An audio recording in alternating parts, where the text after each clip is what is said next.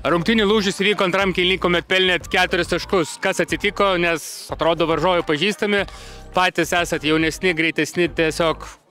Sustojom žaisti ir tai nutiko, manau, kad kažkaip neįvertinom tų varžovų, atrodo, eisim lengvai ir nueisim. Tai va tokia pagrindinė priežastis, manau, ne kita. Turėjote 20 minučių tam, kad pasiektų rungtynių lūžį, atrodė trečiam kėlinyje, ypač jo pradžioj, kad viskas gerai sekasi ir visgi, kodėl tie metimai pradėjo nekristi, ar čia psichologija žaidėjo, netikėjimas jėgom, ar tiesiog nesisekė? Manau, kad psichologija iš pradžių, paskui ir nesisekė, viskas susidėjo, viską, ką pasakėjai, viskas susidėjo, nes atrodo iš pradžių kaip ir jau vėjomės, 16 taškų liktais liko ir ten ir sustojom, paprasčiausiai, va čia ir pasirodė visas tas mūsų mentalitetas greičiausiai šiandienos. Čempionatas buvo tikrai lygus, įdomus, užimta antra vieta tikrai aukšta, priėjote iki finalo tikrai labai gerų žaidimų, bet visgi ar sidabras džiugina, ar bus prisimintas su kartėliu, nes prarastas čempiono titulas ir 2 kartus iš eilės iškovotas čempiono titulas? Nežinau, manau, kad manęs nelabai, kaip jaunesnis žaidėjus mūsų galbūt ir džiugins, bet kažkaip mes tikėjomės pirmos, mums net klausimų nebuvo kitų. Pirmiausia, didžiausias sveikinimai iškovojus čempiono titulą, tad kokios buvo pagrindinės priežastys pergalės? Mūsų sezono pradžia buvo labai sunki. Kaip matot, mūsų amžiaus vidurkis yra gan didelis.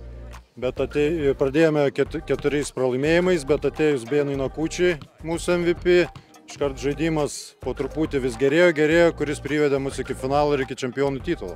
Tai čia gal, sakykime, ir ta pagrindinė priežastis, nes su Beno atėjimu mūsų žaidimas tikrai pasikeitė. Kalbant apie šios dienos rungtynės, antram kėliny praleidot vos 4 taškus, 3 taškus pataikėt itin aukštų procentų, pataikėt sunkius metimus, tai ar tai buvo pasiruošimas, ar visgi daugiau sėkmė? Šiaip jau ruošiamės, varžybų planas toks ir buvo, ta gynyba mūsų, o varžovai gal mūsų neįvertino, nežinau, šiek tiek davė laisvės metimams, kurie sukryto. Pasiekėt ilgai lauktą tikslą iškovoti aukso medalius, jeigu aš neklystu, turbūt pirmas klubo istorijoje šitoks titulas, tai dabar ar tai jau bus pasiekta viršūnė gyvendintas tiklas, ar visgi dar tęsėt savo sportus, naujus tiklus ir bandysit apginti titulą? Žinoma, kad bandysime, bet visų pirma gal reikėtų mums šiek tiek gal pajauninti komandą, pritraukti jaunesnių žaidėjų ir ateityje, manau, galime drąsiai kovoti dar. Ir pabaigai, aišku, smagiausias klausimas, koks numatytas šventimas šios pergalės? Šventimas.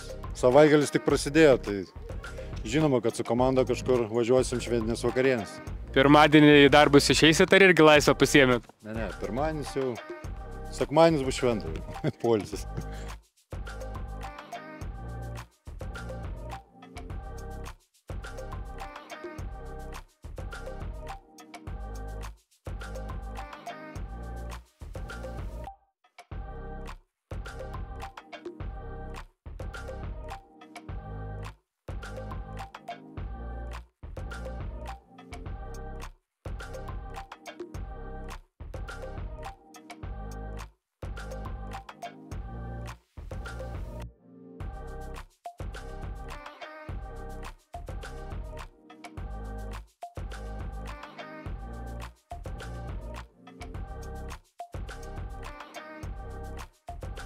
Legendų muzikos festivalis birželio 15 dieną Kilučių pusiasalyje, Biržų rajone. Suzy Quatro, Bonnie Tyler, Nick Kershaw, Samantha Fox. Partneriai LRT, Biržų duona, Sudėliško dvaro sodyba, restoranas Butėnas, bilietai.lt. Daugiau biržietis.com.